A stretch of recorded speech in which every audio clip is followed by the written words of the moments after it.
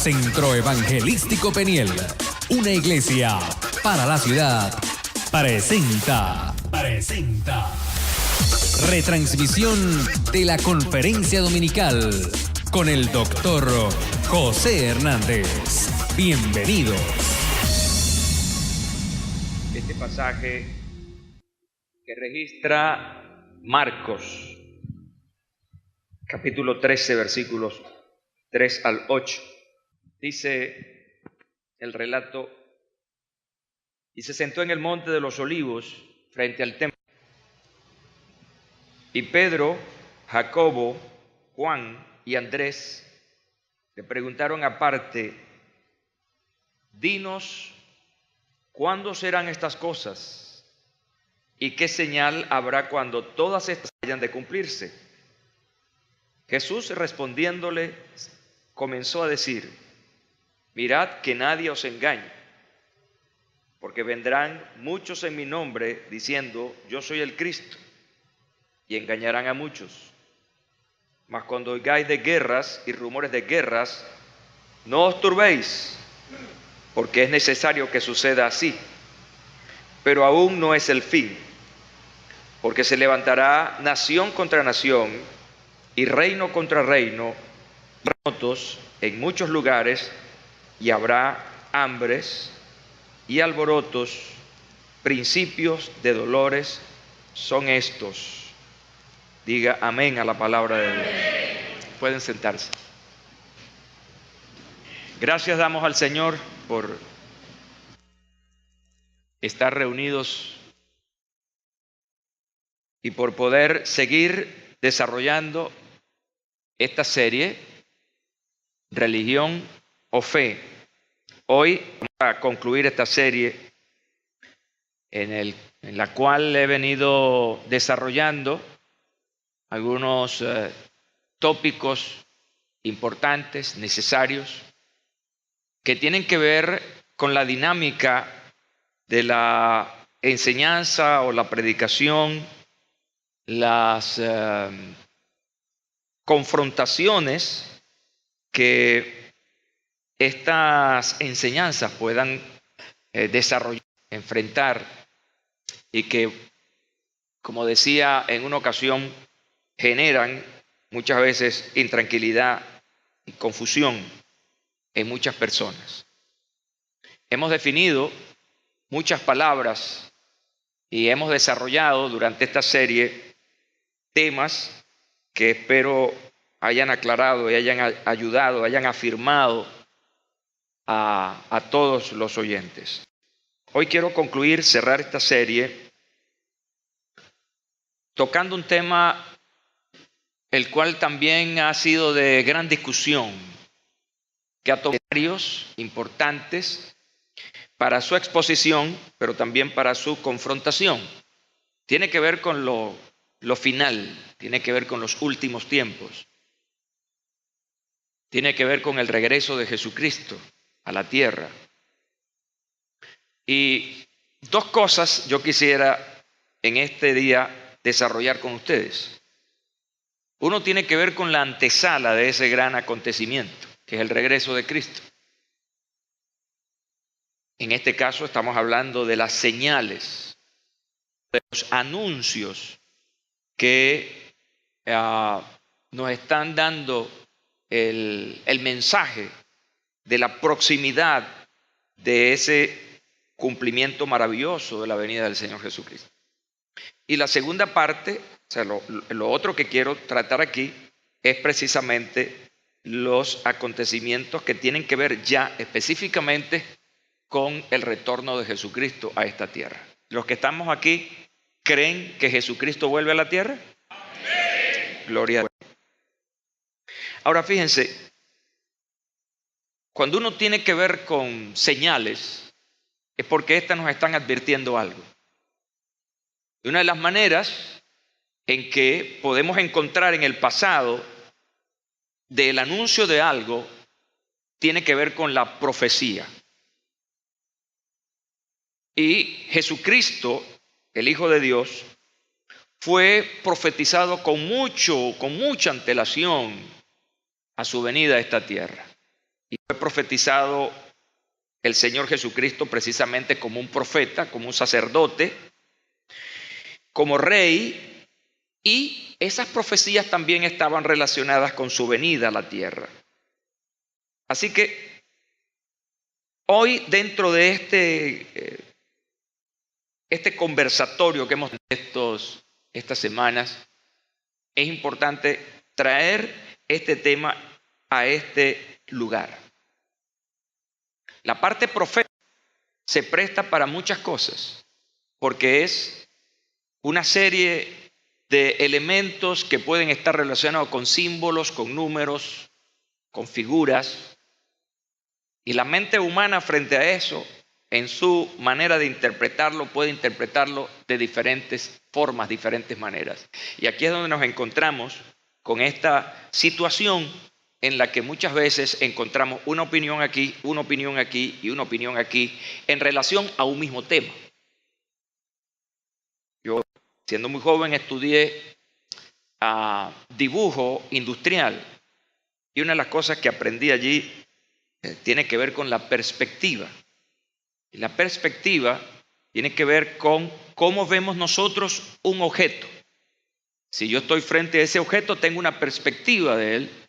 Si él está a la izquierda, tiene una perspectiva de ese objeto. Y si él está a la derecha, tiene una perspectiva acerca del objeto. Y si alguien está encima de eso, tiene otra perspectiva del objeto. Y eso es lo que ha pasado con la cuestión de la profecía. Diferentes perspectivas. Algunos la ven desde un punto de vista muy simbólico, otros desde un punto de vista literal, otros desde un punto de vista espiritual, en fin. Y es allí donde, de una manera respetuosa del libro, respetuoso de lo que dice la palabra de Dios, tenemos que tomar una posición moderada, una posición en la que no tengamos extremos, que es lo que hemos estado enseñando.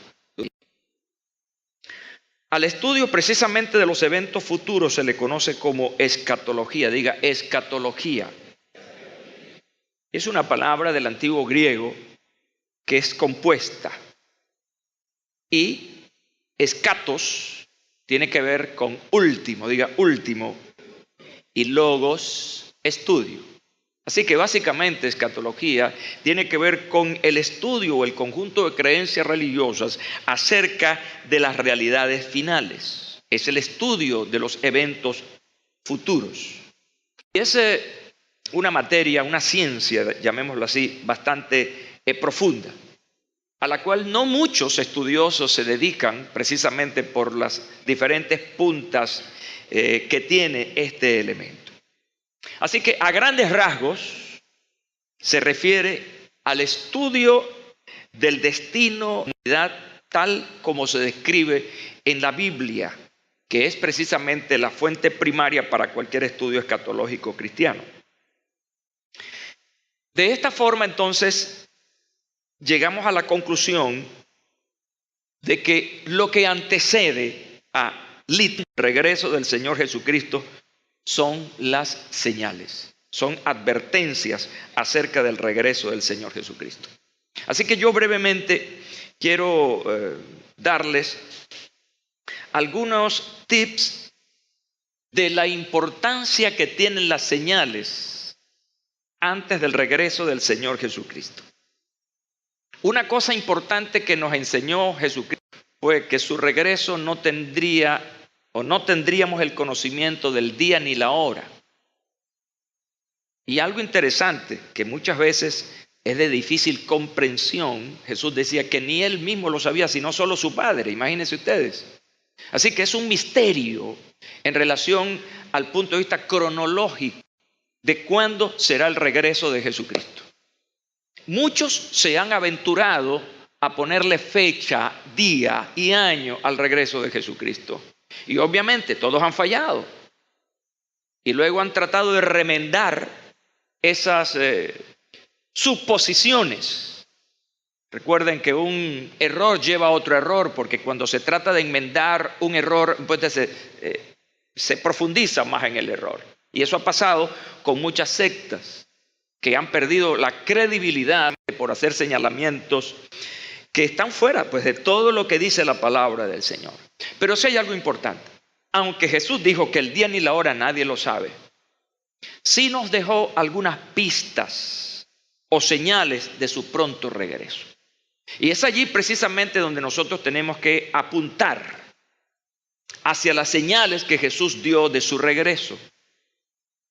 Cada vez que vamos nosotros por una carretera, por un camino, o estamos en una ciudad buscando alguna dirección, van a haber señalizaciones en el camino. Nombres de calles, números, alguna referencia para poder llegar a ese lugar. Si vamos conduciendo, se nos va diciendo curva cerrada, el piso es resbaladizo, hay una subida, hay una bajada. Todas esas señales nos van a llevar directamente al destino que queremos. Así que las señales que el Señor dejó nos llevan al destino, nos llevan a la conclusión de los tiempos, o por lo menos saber que estamos en el próximo cumplimiento de aquello que se anunció. ¿Por qué son importantes las señales del regreso de Jesucristo? La primera cosa que quiero que tomen en cuenta es que estas señales son importantes porque le dan veracidad a la palabra de Dios. Es decir, se demuestra fehacientemente que lo que se dijo se cumple, por lo tanto le da confianza al que lee o al que sigue la palabra de Dios. Y eso se llama veracidad. Es un libro veraz. Marcos, entonces, en esa lectura que hicimos al principio, relata las palabras del Señor Jesucristo. Fíjense que la pregunta que ellos hacen es relacionado al tiempo. ¿Cuándo serán estas cosas? Y pareciera que Jesús no está respondiendo la pregunta que ellos quieren, porque ellos están hablando de tiempo. ¿Cuándo será esto? Y el Señor no les está hablando de tiempo, les está hablando de las señales que anunciarían que el tiempo está cerca. Y el Señor comienza a relatar una serie de señales. La confusión religiosa en relación a Él es una señal aquí. Habla del engaño, habla de rumores de guerras, el enfrentamiento, una conflagración, reino contra reino, terremotos, hambres y alborotos. Y Jesús concluye diciendo, esos solamente son principios de dolores. La primera importancia de estas señales es que creamos lo que dice la Biblia. Lo que está ocurriendo hoy en el mundo, que tiene que ver con esas señales, no son producto de una circunstancia. No es algo que sucede al garete. No es un determinismo, no. Es sencillamente el cumplimiento de lo que Jesucristo dice, lo cual a usted y a mí nos genera una tremenda confianza acerca de lo que la Biblia, la palabra de Dios, dice. Haciendo un comentario acerca de estos eventos naturales, terremotos, los volcanes, el clima, todas esas cosas, la gente dice, pero bueno, eso es natural. Los que niegan la realidad de las profecías de Cristo sobre los acontecimientos previos a su venida, dicen, pero esos son productos de la naturaleza. Lo que no están tomando en cuenta es que la frecuencia, diga frecuencia, de estos fenómenos naturales han ido increciendo, son más seguidos y cada vez tienen un mayor impacto sobre la sociedad. Mayor cantidad de muertos, mayor efecto sobre el clima, en fin. Lo que quiere decir que estos eventos no solamente tienen una aceleración, sino que también tienen un gran impacto. Y la ciencia de alguna manera ha estado corroborando lo que el Señor Jesús habló acerca de esas señales. Son importantes las señales previas a la venida de Jesucristo porque expresan un privilegio. Escucha bien, expresan un privilegio. El apóstol Pablo dice acerca de los tiempos y las ocasiones, es necesidad, hermanos, de que yo os escriba. Porque vosotros sabéis perfectamente que el día del Señor vendrá así como ladrón en la noche. que cuando digan paz y seguridad, entonces vendrá sobre ellos destrucción repentina, como los dolores a la mujer encinta, y no escaparán. Y aquí está el privilegio, versículo 4 de primera a Tesalonicenses capítulo 5. Mas vosotros, hermanos, no estáis en tinieblas, para que aquel día os sorprenda como ladrón, porque todos vosotros sois hijos de luz e hijos del día. No somos de la noche ni de las tinieblas. Así que hay un gran privilegio entre los que conocemos y los que no conocen la palabra. Ustedes y yo y todos aquellos que conocen la palabra de Dios tenemos el privilegio de estar preparados para cuando venga, porque estamos siguiendo las pistas que están establecidas en la palabra de Dios. Y eso indudablemente que generan una gran confianza y un gran agradecimiento al Señor. Otro elemento importante que tiene que ver con las señales y su validez y su importancia es que estas señales expresan una cosa que se llama juicio.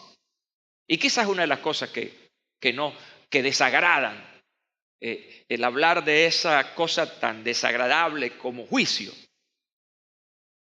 Y muchos, cuando se habla del juicio, cuando se hablan del castigo, de la disciplina, generalmente se voltean para decir, bueno, pero Dios no es un Dios de amor. Bueno, pues recuerden que cuando uno habla de la naturaleza, de los atributos de Dios, está hablando de un Dios justo, de un Dios de amor. Así que hay justicia y hay amor. Y cuando haya que aplicar la justicia, hay que aplicar la justicia porque esa es la naturaleza misma de Dios. Así como ha aplicado su amor para con nosotros cuando envió a Jesucristo, a pesar de nuestros pecados, el justo muriendo por los injustos. Y quiero apoyarme en las palabras del profeta Ezequiel. Dios hablándole al profeta Ezequiel, capítulo 3, versículo 19. Y él está usando ahí una figura importante, que es la figura del atalaya. Pero si tú amonestares al impío y él no se convirtiere de su impiedad y de su mal camino, dice, él por su maldad, pero tú habrás librado tu alma.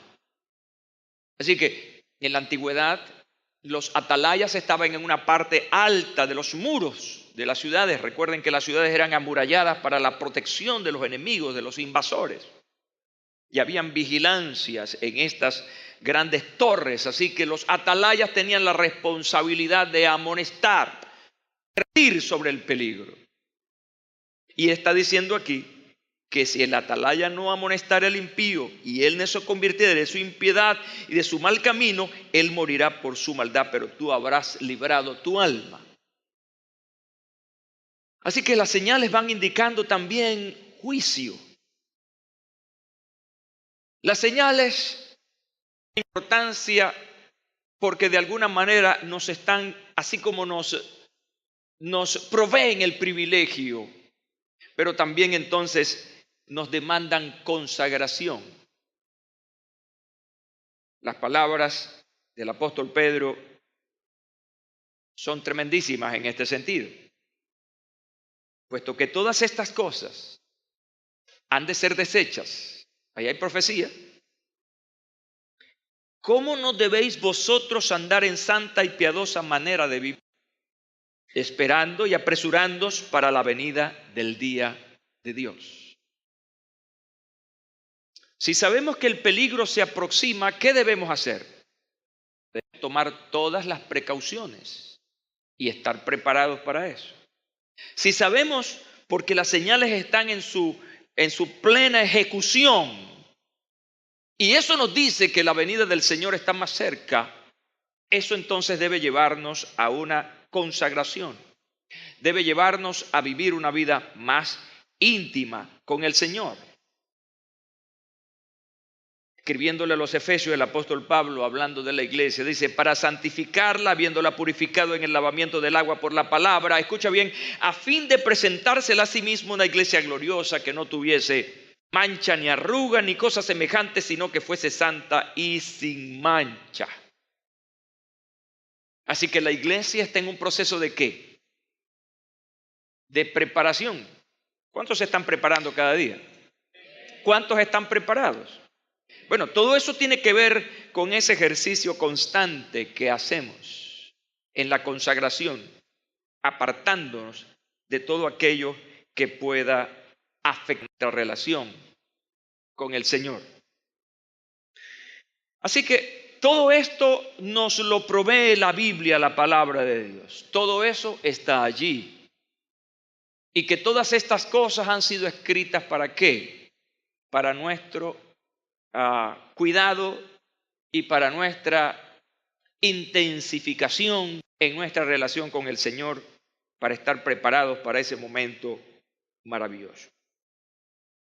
Ahora, cuando las personas se enfrentan a esta realidad, me refiero al lector no creyente, cuando se enfrenta a todo esto, se va a encontrar que la Biblia está llena de hechos verdaderamente increíbles e inaceptables para la mente humana. Pablo dice, el hombre carnal no percibe las cosas del Espíritu. Y su conclusión es que eso es una locura. Por eso encontramos a mucha gente rechazando lo que la Biblia dice. Por lo tanto, la profecía debe abordarse a la luz de lo que dice la palabra de Dios y la fe. Escuche bien una cosa. Hay cosas, hay verdades que son difíciles de explicar, son difíciles de transmitir. Una de esas verdades, por ejemplo, es lo que tiene que ver con la Trinidad de Dios. Padre, Hijo y Espíritu Santo. De hecho, hay por lo menos 3 vertientes acerca de la Trinidad. Estoy dando esto como un ejemplo. Nosotros somos considerados teológicamente trinitarios, sino porque creemos en la Trinidad divina, Padre, Hijo y Espíritu Santo. Como también hay una escuela diferente que se les llama unicistas o unitarios, es decir, no creen en la Trinidad divina. Algunos de ellos, por ejemplo, creen que Jehová es único, es el único. El Espíritu Santo es una fuerza que emana de Dios. Y Jesucristo es un ángel, un Dios pequeño. Esa es la creencia jehovaísta. Los testigos de Jehová creen eso. Por lo tanto, ellos no son trinitarios, ellos son unicistas. Pero esa es la percepción de ellos de ver lo que es la Trinidad. Los llamados solo Jesús, que son unicistas, entonces a diferencia de los jehovaístas, no sé si estoy tratando de decir esta cosa y me explico, ellos creen entonces que el Padre y el Espíritu existen. No existen como tal, sino que simplemente ellos son títulos que el Señor Jesucristo tiene. Es decir, Jesús actuó como el Padre, Jesús actuó como el Espíritu Santo y por lo tanto, Él es el único. ¿Y por qué pasa esto? Bueno, porque realmente el estudio de la Trinidad Divina es verdaderamente profundo, es un misterio, es una revelación de Dios, muchas veces difícil de captar por la mente humana. ¿Cómo entonces explicamos o aceptamos esas cosas? De 2 maneras. Una, precisamente a través de lo que dice la Biblia. Eso es lo que dice la Biblia. Y el otro extremo es creerlo sencillamente. Es aceptarlo por fe. Y aquí hay cosas que nosotros sencillamente, por la profundidad de esa revelación, las aceptamos por fe. Y llego ante 2 hechos importantes donde verdaderamente obra la fe. Número 1 es la resurrección de los muertos y la segunda venida de Cristo. Es difícil aceptar para la mente humana de que haya una resurrección de muertos. Eso no es posible desde el punto de vista lógico, desde el punto de vista de la razón humana, eso es imposible. Para el que se murió, todo se acabó. Estar muerto es estar 3 metros bajo tierra, como decían antiguamente. Es el fin de la vida para la mente racional. Pero la Biblia dice que los muertos en Cristo y todos los muertos resucitarán Entonces es algo que tenemos que aceptarlo por fe, porque lo dice la Biblia, la palabra de Dios. Igual el hecho de que Jesucristo vuelva a la tierra y cambie este sistema corrompido, este sistema que desde el punto de vista humano, incluso algunos oponen al planeta, de muchos ángulos, desde el punto de vista de la parte social, la parte política, la parte económica, incluso desde el punto de vista de la ecología. ¿Cuántos científicos están hablando del final del planeta por los ataques que el hombre mismo le ha ocasionado a la Tierra? Todo lo que tiene que ver con la parte ecológica. Sin embargo, la Biblia dice que Jesucristo va a volver para ponerle final a este sistema corrompido e instaurar un nuevo sistema. Pero entonces llegamos al punto de que son asuntos que debemos tratarlos desde el punto de vista de la Biblia, la palabra de Dios, y aceptarlos por fe. Ahora yo quiero dejar algunas cosas aquí en claro, y quiero que usted ponga atención a esto porque es vital. Todos los cristianos de diferentes denominaciones, diferentes grupos, estamos de acuerdo con las dos grandes promesas, esas dos a las que me he referido: resurrección de muertos y el regreso de Jesucristo a la tierra. Pero es muy posible que haya desacuerdos en el orden, escuche bien, en el orden en que sucederán estos hechos. Pero en el fondo hay aceptación. En el fondo hay acuerdo. Ahora, ¿cómo van a suceder esas cosas? Allí eso es una mesa de ajedrez tremenda. Estaba repasando diferentes estudiosos y teólogos de este asunto y es tremendo verdaderamente. Pero la gran mayoría coincidimos en que eso va a ocurrir, partiendo de lo que enseña la palabra de Dios. ¿Cómo quiero yo enseñarlos? ¿Y cómo quiero yo cómo reciba esto? Bueno, mi posición personal y que comparto con ustedes es que nosotros no debemos ser dogmáticos frente a la profecía.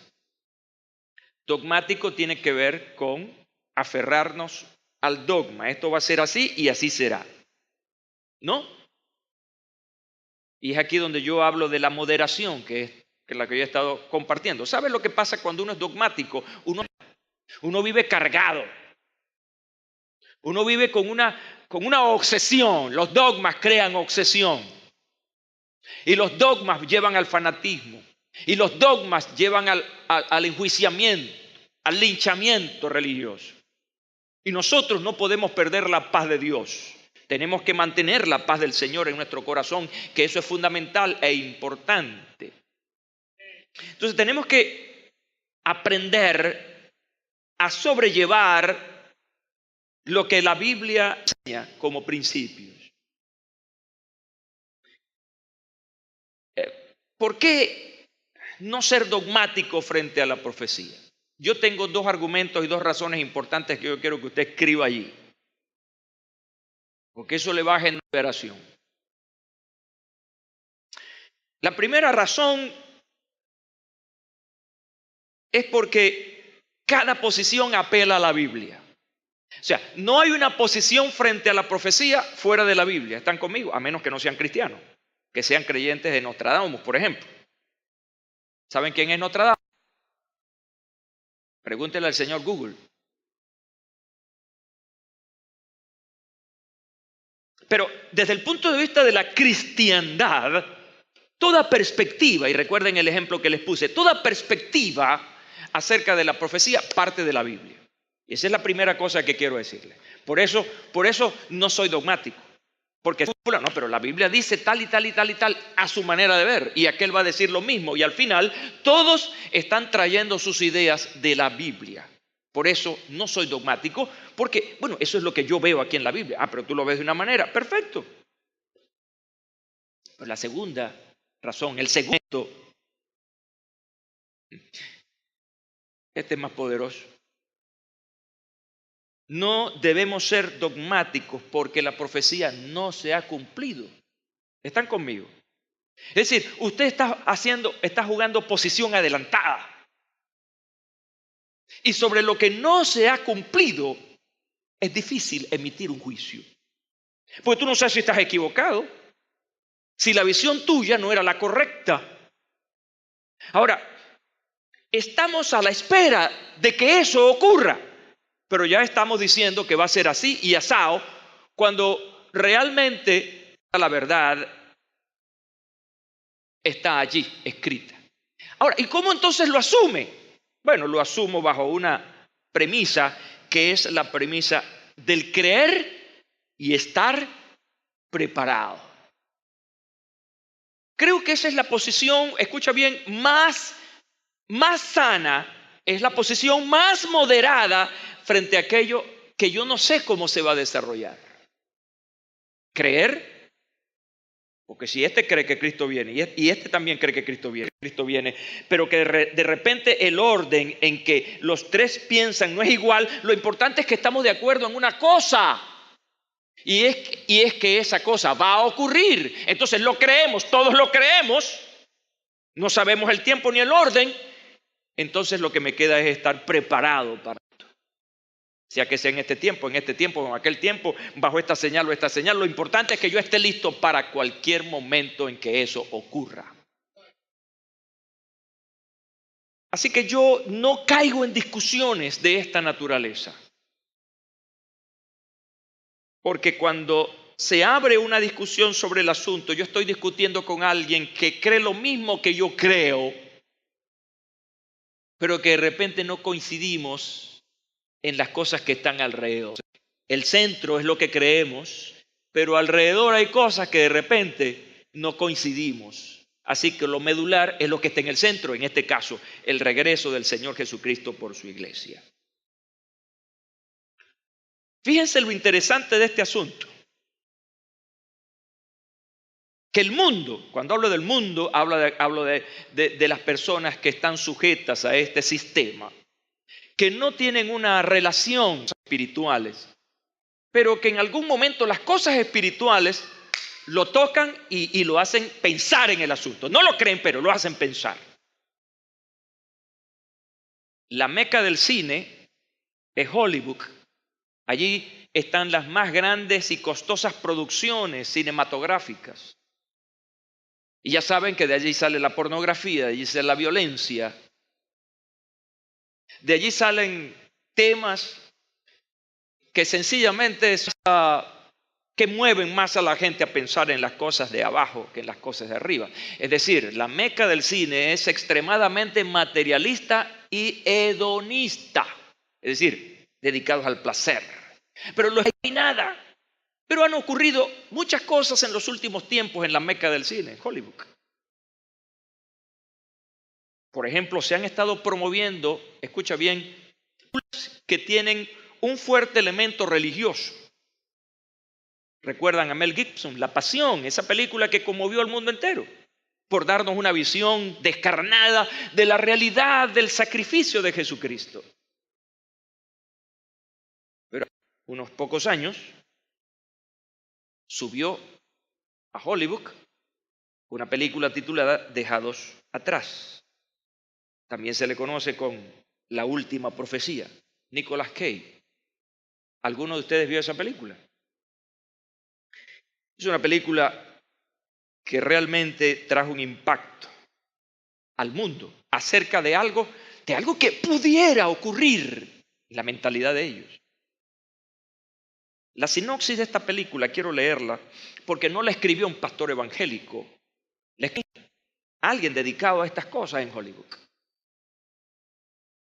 Es la adaptación del bestseller de temática cristiana escrito por Tim LaHaye y Jerry Jenkins, que compone una saga de 16 ejemplares. Sucesos, escuche cómo lo hablan, sucesos extraños e inexplicables por la fe del planeta cuando el apocalipsis se desata en la tierra. Todo comienza con la desaparición en pleno vuelo de un Boeing 747 con rumbo a Europa. En un simple instante, no queda nada salvo un montón de ropa, maletas y otros enseres de los pasajeros, ahora en paradero desconocido. Todo el mundo se sumirá en la desolación y el terror cuando estos fenómenos tan singulares y espeluznantes continúen, sin orden ni lógica aparente, a extenderse por todo el mundo. El grupo de supervivientes encabezados por Ray Steele, Nicolas Cage y Buck Williams se enfrentará al desconcertante futuro que les espera. Si los creyentes son salvos, dice la sinopsis ya al final, el resto de la humanidad es dejada atrás en un planeta que pronto será devastado por el caos, dejando las creencias religiosas en un segundo plano. El ritmo frenético y la acción serán los protagonistas indiscutibles de fin del mundo. Y esta es una película que tiene fundamento en la profecía bíblica. Pero echémosles un vistazo a las otras películas de orden catastrófico que está llevando a la pantalla Hollywood. Una especie de fin de mundo ya, donde se le dan otras razones como los problemas ecológicos, como la conflagración entre países, una guerra terrible, en fin. Pero en esas perspectivas, aunque no son bíblicas, traídas de la Biblia me refiero, están planteando un caos en el planeta, lo cual tiene que ver con un fin humano. Es decir, en conclusión, sea esta película que tiene un fundamento escritural o aquellas que tienen un fundamento en el desorden, en cómo se ha manejado el planeta, ambas llevan a un fin común, que es el fin de las cosas. Ahora, quiero meterme en la segunda parte de este asunto. Dejemos atrás la cuestión de las señales, las cuales están en pleno desarrollo, como decía un presentador de televisión. Y que nos están diciendo, haga conmigo así. ¡Hey, despiértate! Algo está pasando allá afuera. Algo está diciendo algo, que ese es algo, que algo es ese. Y así lo dice el apóstol Pablo cuando le escribe a los tesalonicenses. 4, 13 al 18. Me encanta este pasaje, ¿saben? Hay pasajes de la Biblia que a mí me impactan, me emocionan. Y uno de ellos es este pasaje. Cada vez que leo este pasaje, soy confrontado. Es que la realidad con la que el apóstol plantea esto, obviamente esto es una inspiración tremenda de Dios. Tampoco queremos, hermanos, que ignoréis acerca de los que duermen, para que no os entristezcáis como los otros que no tienen esperanza. Porque si creemos que Jesús murió, ¿cuántos creen que Jesús murió? ¿Cuántos creen que Jesús resucitó? Así también traerá Dios con Jesús a los que durmieron en él. Mira cómo lo dice. Por lo cual os decimos esto en palabra del Señor. Pablo siempre tuvo cuidado cuando él escribía cosas que eran de él para decir que eran de él. ¿Han leído eso, verdad? Esto lo digo yo, no lo dice el Señor. Qué responsabilidad, ¿verdad? Hay gente que se para a decir cosas en nombre de Dios cuando Dios no está diciendo eso. Parece ver a Dios desde el cielo. ¡Epa! Yo no estoy diciendo eso, mentiroso. Hay gente por ahí diciendo cualquier cantidad de cosas en nombre de Dios cuando Dios no está diciendo eso. Hay gente que está diciendo, yo siento de parte de Dios. Y yo no te he hecho sentir nada. Me encanta entonces esa franqueza con que el apóstol Pablo asume la palabra, la de él y la de Dios. Y entonces está diciendo esta aquí, por lo cual os decimos esto en palabra del Señor. Y aquí establece un orden interesante, que nosotros que vivimos, ¿cuántos están vivos? El que no dijo amén está muerto. ¿Cuántos están vivos? El Señor les dé mucha vida a todos. Amén. Que habremos quedado hasta la venida del Señor. No precederemos a los que durmieron. Versículo 16.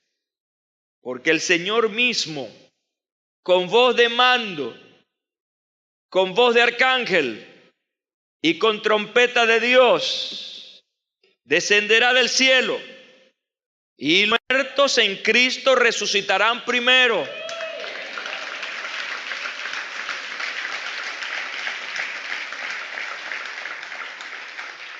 Luego nosotros, mire el orden, luego nosotros que vivimos, ¿cuántos están vivos?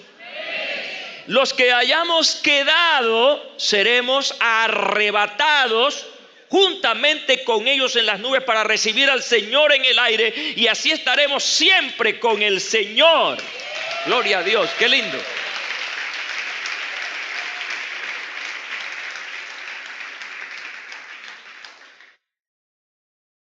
¿Cuántos se quieren morir? ¿Cuántos se quieren ir con Cristo en el rapto? Nadie quiere morirse. Mi esposa es una de esas que dice eso.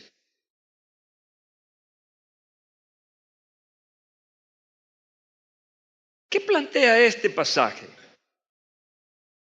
¿Qué plantea esto? Básicamente, deja atrás las señales y va al hecho mismo del regreso de Jesucristo, de la venida del Señor Jesucristo. Y el Espíritu, inspirando al apóstol Pablo, lo concentra en esa realidad y en ese orden de acontecimientos. Así que llegamos al punto importante de la segunda venida de Cristo. ¿Por qué hablamos de la segunda venida de Jesucristo? Bueno, obviamente, es claro, porque ya vino por... Si hubo una primera, va a haber una segunda. ¿Cómo vino en la primera? Vino, como dice el apóstol Pablo, vino tomando forma de hombre, de siervo. Se hizo semejante a nosotros. Eso se llama encarnación. Cristo se encarnó y vino como oveja al matadero, como lo declara Juan el Bautista, el Cordero de Dios. Vino como el Redentor. En su primera venida, Jesucristo tuvo como misión esencial la redención. Es decir, traer a Dios. La redención tiene que ver eso, con una compra de algo que ya pertenecía. Es redimir. Redimir es volver a comprar. Así que lo que era de Dios desde el principio, Jesús vino para que volviera a Dios. Eso es la redención. Ahora, quiero que me sigan pausadamente. Una gran parte de autores escatológicos, repito, no todo el mundo se dedica a esto, ¿verdad? A este estudio, pero una gran parte de autores coinciden en que la segunda venida de Cristo se llevará a cabo en dos fases. Una que tiene que ver eminentemente con los creyentes y una fase que tiene que ver básicamente con el mundo. Todo ojo le verá y toda lengua le confesará. Porque las características de una y otra son diferentes. Y en eso quiero ocuparme. La primera fase tiene que venir para arrebatar a su iglesia y la otra para venir con su iglesia para establecer su reino en el mundo. Vayamos al pasaje que leímos del apóstol a los tesalonicenses. Palabras fuertes aquí son seremos arrebatados. Una palabra un poco violenta. Cuando una mujer va con su cartera por ahí caminando y le alan la cartera, ¿cómo se llama eso? Arrebatón. Si dices me quitaron la cartera, está muy suave. Pero si dices me arrebataron la cartera, es algo un poco más violento. Y es importantísimo que la palabra arrebatamiento o arrebatados esté en este pasaje.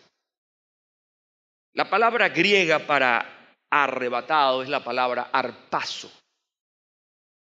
Y esa palabra significa realmente, es un verbo que comunica que se ejerce una fuerza de una manera súbita. Dos cosas importantes, es una fuerza pero también es súbita, es rápida. Fuerza y con mucha rapidez. Eso es lo que significa esa palabra arpazo, originalmente griega, para la palabra arrebatamiento. Ahora, en el estudio de este arrebatamiento también se conoce con el nombre del rapto de la iglesia. El rapto o arrebatamiento de la iglesia tiene mucho que ver con esa primera parte, digámoslo así, del regreso de Jesucristo a la tierra. Quiero que consideren lo siguiente. Las características de este arrebatamiento o de este rapto, de acuerdo a lo que hemos estudiado y lo que vamos a ir estudiando, la primera característica es que esto va a ser inesperado. No va a haber un anuncio del cielo que diga, atención, atención, cristianos de todo el mundo, último llamado para abordar el arrebatamiento. Se les participa que a la hora tal, minuto tal, segundo tal, del día tal, del año tal, será el asunto. Y como Dios usa, dice, pónganse pila o mosca. Sin anuncio. Será inesperado, pero el día ni la hora, nadie, diga nadie, sabe. Y dice, ni aún los ángeles de los cielos, sino solo mi Padre. ¿Quién dijo eso? Jesucristo. Es gente verdaderamente irrespetuosa. Saben más que Cristo acerca del día de la venida, de su venida. Saben más que el Padre, porque le han puesto fecha y todo, y esas cosas. Obviamente, todos han fallado. Y cualquier loco o loca que aparezca por ahí diciendo, a mosca, viene tal día, porque estás rayado. Estás totalmente equivocado, porque lo que la palabra de Dios dice acerca de este evento importante es que tiene características de inesperado. Pero eso se le suma una característica importante, que será un evento secreto. Será secreto. El apóstol Pedro usó en varias ocasiones la figura del ladrón para conectarlo con el rapto de la iglesia. Ejemplo, en su segunda carta, 3:10, dice el apóstol, pero el día del Señor vendrá como ladrón en la noche. ¿Cuántos han tenido esa amarga experiencia? Levante la mano. El ladrón se metió y usted se dio cuenta fue al día siguiente. ¿Cuántos? Bueno, ya eso pasó de moda ahora. Ahora es punte pistola y levanta las manos. En términos legales se llama hurto, que es cuando el ladrón entra sigilosamente, toma lo que quiere y sigilosamente se va. Y al día siguiente decimos robados. Entonces, esta es la figura que el apóstol Pedro usa para darle una característica al arrebato o rapto de la iglesia, secreto. Y la tercera característica que tenemos aquí es que va a ser súbito. Y nos estamos apoyando precisamente en la lectura que hicimos. Primera a Tesalonicenses capítulo 4 versículo 17. seremos arrebatados juntamente con ellos, es decir, con los que han resucitado en las nubes para recibir al Señor en el aire. Así que esta parte súbita tiene que ver con arpazo, fuerza y rapidez para sacarlos, en este caso, del planeta. Así que hay tres características importantes. Número uno, ¿cuál es? Será inesperado. Número dos. Y número tres, súbito. Parece que no va a haber mucho chance para el que no esté preparado. Porque es inesperado, es secreto y tiene que ver con lo rápido en que se va a producir el asunto. Fíjense, tomando en cuenta este pasaje que hemos leído, hay un orden de acontecimientos en el rapto, hay un orden en el arrebatamiento. Número uno, suena la trompeta y aparece el Señor. ¿Quiénes oyen la trompeta? Parece que no la va a oír todo el mundo, ¿verdad? Porque es secreto. Suena la trompeta y aparece el Señor. El siguiente punto en el orden es que los muertos en Cristo, y es un énfasis importante que hace el apóstol, los muertos en Cristo resucitarán primero. Es decir, los primeros que escucharán la trompeta serán los muertos. Usted dirá, ¿cómo los muertos van a oír la trompeta? Bueno, pues van a resucitar, van a recobrar. Y eso es lo que muchas veces no entra en la mentalidad lógica, en la racionalidad humana. Y volvemos al asunto de la fe. Luego, número 3, los cristianos que vivan juntos con los resucitados serán arrebatados en las nubes para recibir al Señor en el aire.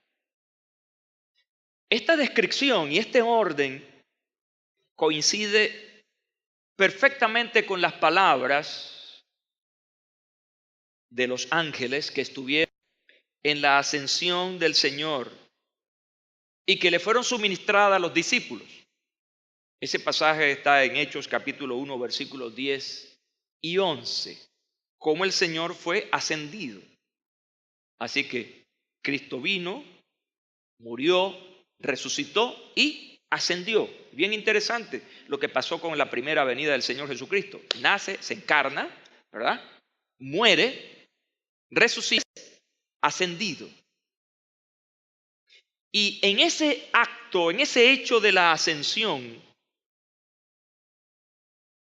los ángeles que están allí, ante la incertidumbre, preocupación de los discípulos, le dan estas palabras de esperanza. Y estando ellos con los ojos puestos en el cielo, hay testigos oculares. Entre tanto que Él se iba, es decir, el Señor, y aquí se pusieron junto a ellos dos varones con vestiduras blancas, los cuales también les dijeron: varones galileos, ¿por qué estáis mirando al cielo? Y entonces ellos responden: el mismo Jesús que ha sido tomado de vosotros al cielo, ¿qué dice? Así vendrá como le habéis visto ir al cielo. De manera pues que en un estudio con más tiempo, con más detalles, pudiéramos conseguir muchísimos más pasajes sobre esto. Pero vamos en un tema un poco largo y extenso. Solamente quiero dejar algunos aspectos sobresalientes, lo más sobresaliente de este asunto. Concentrándonos en este pasaje de Primera Tesalonicenses, capítulo 4, versículos 13 al 18. Es importante porque representa tres aspectos relacionados con lo que creemos. Número uno, ese pasaje confirma que Jesús resucitó. El regreso de Cristo es una confirmación del regreso, de la resurrección del Señor. Tampoco queremos, hermanos, que ignoréis acerca de los que duermen.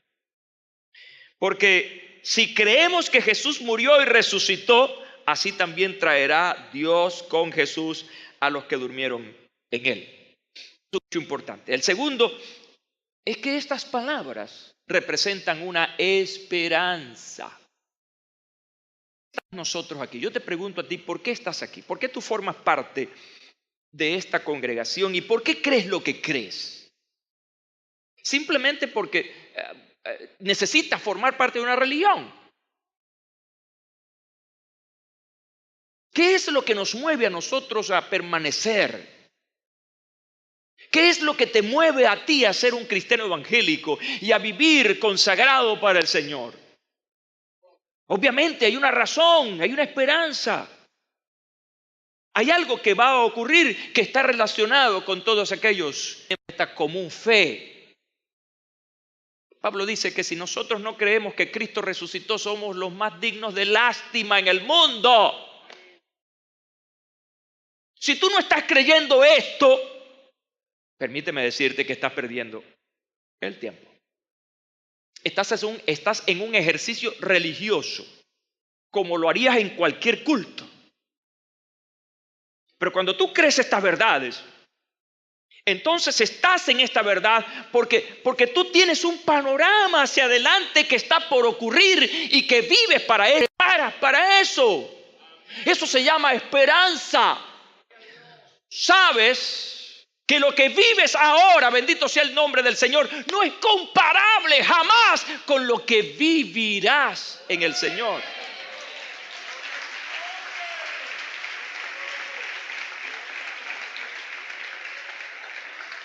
Que las bendiciones que estás disfrutando ahora no son comparables con las bendiciones que tenemos por delante. Porque el camino, escucha bien, el camino del evangelio en esta tierra no es un camino sufriente. No me vengan con la canción esa de Nelson Ness, sufrir me tocó a mí en esta vida. La otra parte que dice, llorar fue mi ¿qué? ¿Ah? Destino, fíjense ustedes, la letra de esa canción, su destino fue llorar. El Señor reprenda. Tu vida en esta tierra es una vida de gozo, paz. Tu vida en esta tierra es una vida de esperanza.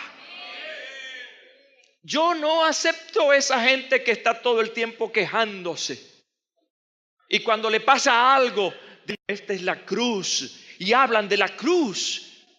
Yo quiero que hables de la luz, de la gloria del evangelio. Porque la gloria del evangelio es la que te permite llevar la cruz. Alaba lo que Él vive.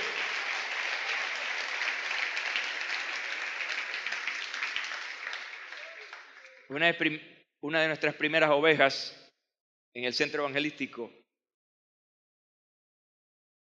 fue un anciano que prácticamente no pudo congregarse porque cuando llegó al Señor ya estaba enfermo y era un hombre de avanzada edad. Y él murió de cáncer. El hermano Castellanos. Y bueno, le visitábamos mucho por su condición de enfermedad y por ser un nuevo convertido. Y con él en una oportunidad y viendo su enfermedad, y él dijo, bueno, yo estoy aquí aprendiendo lo que el Señor nos enseñó. Yo le digo, ¿qué le enseñó el Señor? Él nos enseñó a sufrir. Y eso, fíjense, eso hace más de 30 años, todavía lo recuerdo. Y no sé cómo pude enseñar a este anciano a que Jesucristo no vino a enseñarnos a sufrir. Que Jesucristo vino a enseñarnos a morir. No. Él vino a enseñarnos a vivir, a tener esperanza, a gozar, a disfrutar. Entonces yo hoy te animo a ti, si estás pasando por alguna crisis, por algún momento difícil, no creas que esto es por ser evangélico. Hay gente que dice, desde que me metí al evangelio como que me empavé. Dicen algunos por allí. La pava es la bendición. Así que sacúdete.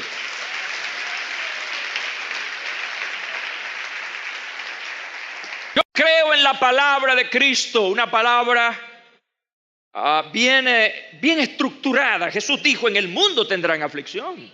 Eso lo dijo Cristo. Pero Él dice, confíen en mí, pues yo he vencido al mundo. Así que el mundo tiene aflicciones, pero Cristo ha vencido al mundo. Así que si tú tienes aflicciones, pero tienes a Cristo, tú vas venciendo las aflicciones. Esa es la razón.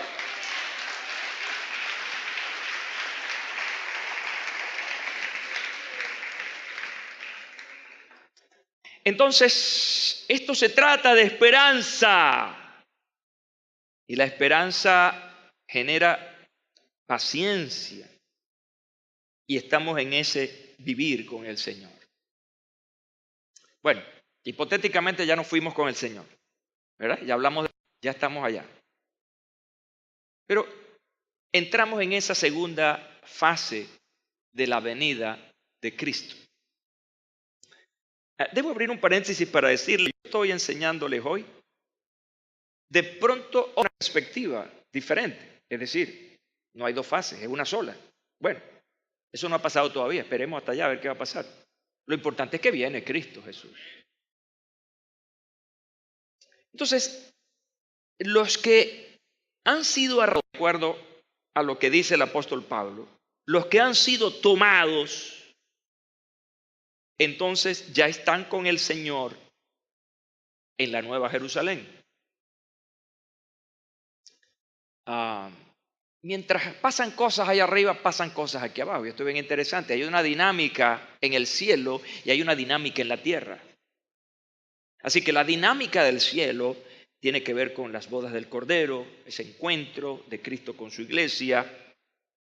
Y entonces están pasando cosas tremendas aquí abajo. Yo quiero, sin entrar en muchos detalles, porque hay muchos detalles, y dentro de esos muchos detalles también hay muchas visiones acerca de esos detalles. Pero quiero mostrarles el orden conservador. Diga conmigo, orden conservador de estos sucesos post rapto o arrebatamiento. Número 1, la iglesia asciende con el Señor. Están grandes adversidades en el planeta. Situaciones nunca jamás vividas o vistas. Todos estarán fuera de sí. Los sociólogos, los psiquiatras, los psicólogos, los científicos. Todos estarán fuera de sí porque no van a dar explicación a todo lo que está pasando. Y esa ruptura del orden de la normalidad, entonces no es otra cosa que un caos planetario. Hay un caos en el planeta con el nombre de la gran tribulación. Palabras de Jesús, Mateo 24:21. Porque habrá entonces gran tribulación, cual no la ha habido desde el principio del mundo hasta ahora, y dice, ni la habrá. O sea, hay palabras aquí que son rimbombantes, ¿verdad? Son grandilocuentes. Gran tribulación, ahora, ni tendrá comparación. Por eso se conoce con el nombre de la gran tribulación. Los estudiosos dicen que la tribulación es un futuro periodo de tiempo, es decir, está determinado por un tiempo, cuando el Señor va a llevar a cabo dos planes específicos. Número 1, va con disciplina a la nación de Israel. Ahí está incluido ese punto. Y número 2, Él va a juzgar la incredulidad y la apatía, la maldad de los habitantes del mundo. Será un periodo de 7 años, donde esa tribulación va a pasar de una gran a una grandísima tribulación. O sea, van a ser procesos terribles. Así que en el orden encontramos primero la gran tribulación. Luego vamos a encontrar en ese orden una gran guerra en el planeta. Una conflagración mundial. El planeta ha experimentado dos grandes guerras mundiales. En la primera murieron una cantidad de soldados y civiles. Pero en la Segunda Guerra Mundial el número se aumentó de manera descomunal. Ahora, si usted ve la cuestión de los efectos de una guerra, una primera guerra con sus desastres y sus muertos, una segunda guerra con más desastres y con más muertos, entonces hablamos de una gran guerra, la guerra de Armagedón. Apocalipsis capítulo 16, versículos 14 al 16. Dice, pues son espíritus de demonios que hacen señales y van a los reyes de la tierra en todo el mundo. Escuche bien. Para reunirlos a la batalla de aquel gran día del Dios Todopoderoso. Y los reunió en el lugar que en hebreo se llama Armagedón. Fíjense que la palabra Armagedón es una palabra importante aquí, porque viene de la palabra hebrea Ar-Megedone. Y esa palabra significa monte Megido, y entonces allí nos ubicamos geográficamente en un lugar, el cual existe, y es una llanura inmensa, es decir, con características para un enfrentamiento. Y ese lugar entonces se convierte en sinónimos para esa futura batalla en la cual finalmente Dios va a intervenir y va a destruir los ejércitos del anticristo, como está predicho en la profecía bíblica. Habrá millones de gente comprometida en esa guerra, porque todas las naciones se reunirán para luchar contra Cristo. En el tercer punto de este orden, no sé si ustedes van anotando, viene entonces la manifestación visible de Jesús, que es, digamos, esa fase de aparición. Mateo 24:30 dice, entonces aparecerá la señal del Hijo del Hombre en el cielo, y entonces lamentarán todas las tribus de la tierra al Hijo del Hombre viniendo sobre las nubes del cielo con poder y gran gloria. Así que la segunda venida de Cristo será el retorno de Cristo para cumplir las profecías restantes en todo este profético. En su primera venida, Jesús fue el siervo sufriente. Fue el Cordero de Dios que fue inmolado por nuestros pecados. En su segunda venida, Jesús será el Rey conquistador. Jesús vino en su primera venida en las más humildes circunstancias. En su segunda venida vendrá con los ejércitos celestiales y vendrá como juez. Son dos visiones diferentes de ese Cristo. El Cristo que se humilló y murió, y el Cristo que vendrá de manera gloriosa como Rey y Señor. En este orden encontramos posteriormente a esta gran guerra el milenio. Apocalipsis 26 dice, bienaventurado y santo el que tiene parte en la primera resurrección. La segunda muerte no tiene potestad sobre estos, sino que serán sacerdotes de Dios y de Cristo y reinarán con él 1000 años.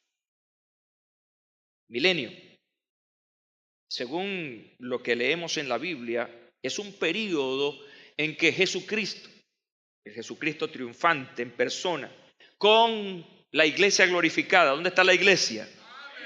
Reinará sobre la tierra 1000 años. Según lo describe y el Apocalipsis, será un tiempo de paz en el que Cristo reinará en la tierra y donde verdaderamente habrá un orden. Aún, qué bueno sería pensar que todo llegaría allí, ¿verdad? No fuera un milenio, fuera todo el sistema aquí, porque todos los males serían suprimidos. No sería un gobierno de los hombres, sería el gobierno de Cristo. Me estoy explicando, ¿verdad? Por lo tanto, sería una sociedad perfecta.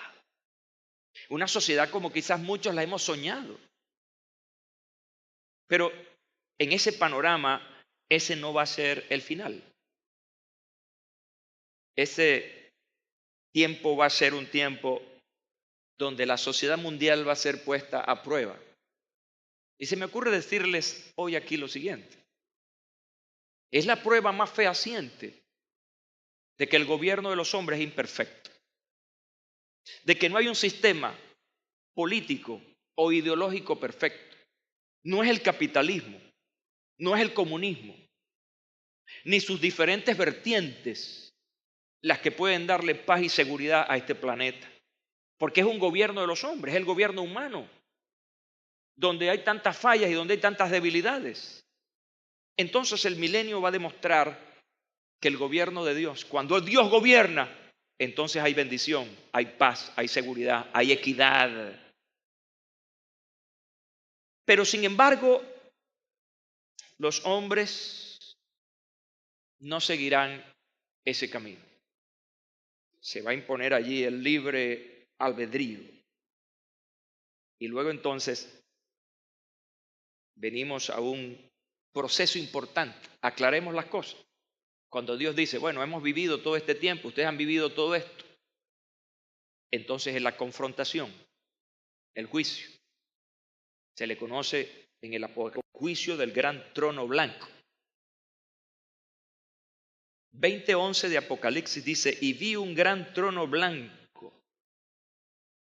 y al que estaba sentado en él, de delante del cual huyeron la tierra y el cielo, y ningún lugar se encontró para ellos. Y vi a los muertos, grandes y pequeños, de pie ante Dios. Y los libros fueron abiertos. Y otro libro fue abierto, el cual es el libro de la vida. Escuche la parte final de este pasaje. Y fueron juzgados los muertos por las obras que estaban escritas en los libros según sus obras.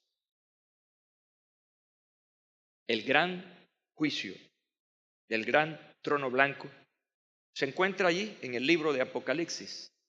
Quizá esta conferencia de cierre de esta serie Religión o Fe, lleve usted a leer el libro de Apocalipsis, a investigar más sobre estas realidades futuras. Uno de los grandes mensajes ausentes de todos los púlpitos en el mundo. ¿A qué se debe?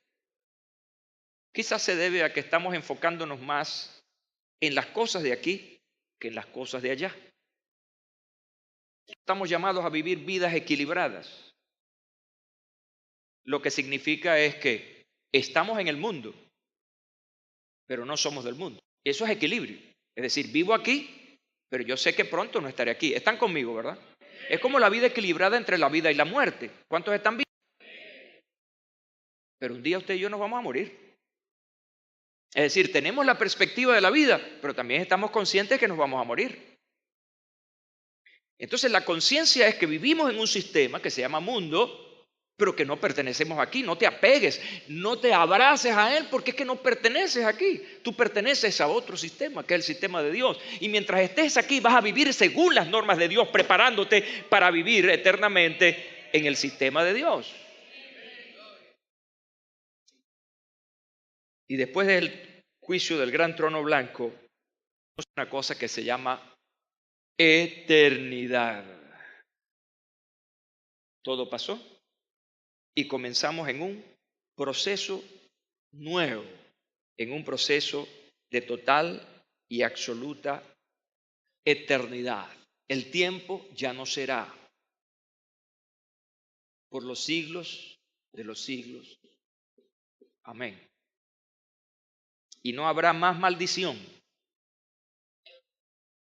Y el trono del Cordero estará en ella. Se refiere a la Nueva Jerusalén. Y sus siervos le servirán y verán su rostro. y su nombre estará en sus frentes. Y no habrá más noche, y no tienen necesidad de luz de lámpara. Gracias a Dios, allá no va a haber cortes eléctricos. No se va a necesitar la luz del sol, porque Dios el Señor los iluminará y reinarán por los siglos de los siglos. Y la iglesia dice, amén. Gloria a Dios para siempre.